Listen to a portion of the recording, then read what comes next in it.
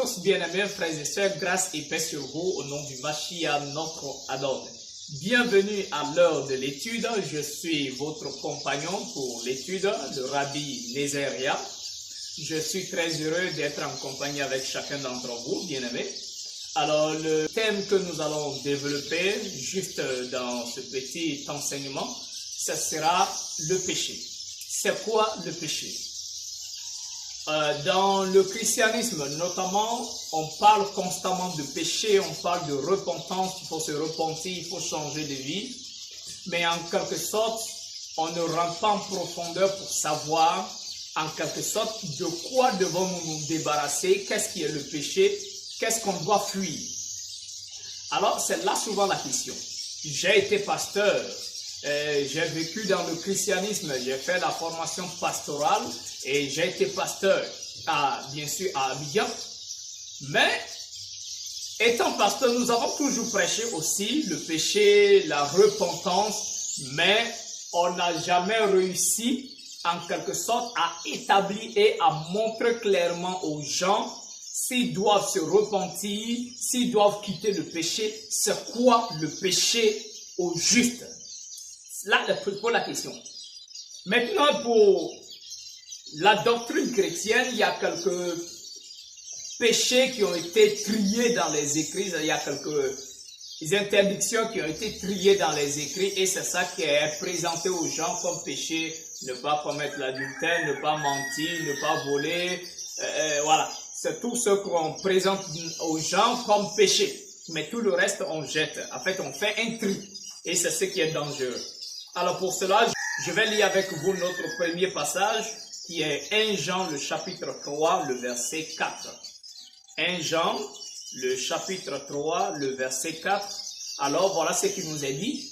Quiconque pêche transgresse la loi. La Torah en hébreu.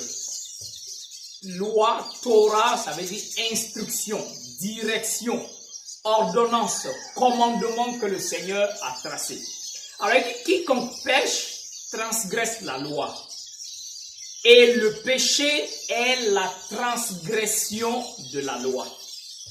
Avant de commencer à parler du péché, nous devons déterminer premièrement, selon les écrits, que le péché, c'est quand on transgresse, quand on viole un commandement de l'Éternel. Et puisque nous savons que l'Éternel nous a donné plusieurs commandements dans les écrits, quand nous allons faillir à un commandement, alors nous avons commis un péché.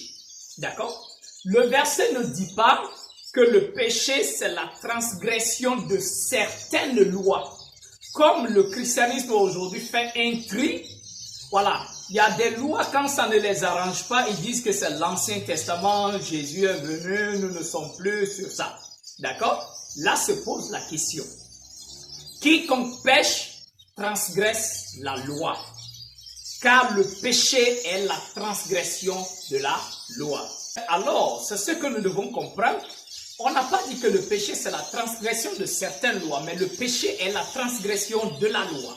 La loi en entière. La loi que l'Éternel a donnée à Moïse qu'on appelle Torah. Il n'y a pas deux lois. Il n'y a qu'une seule loi. Maintenant, dans le monde chrétien, ils essayent parfois de qualifier la Torah comme la loi de Moïse, comme si on avait reçu autre loi. J'entends même des expressions que les gens donnent, la loi de Jésus, la loi du Christ. Est-ce que la loi du Christ serait différente de la loi du Père? Jamais. Parce que le Mashiach, le Seigneur, le Christ n'est pas venu parler de lui-même, il est venu enseigner ce que son Père lui a enseigné. Et lui-même affirme cela dans le livre de Jean, l'évangile de Jean, le chapitre 12, le verset 49 à 50. Alors voilà ce qu'il dit.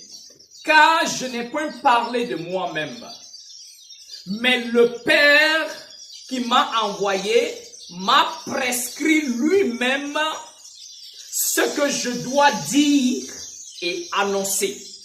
Et je sais que son commandement est la vie éternelle. C'est pourquoi les choses que je dis, je les dis comme le Père me les a dites. Vous comprenez que le Mashiach, le Seigneur, ne dit pas autre chose que ce que son Père lui a ordonné de dire. D'accord?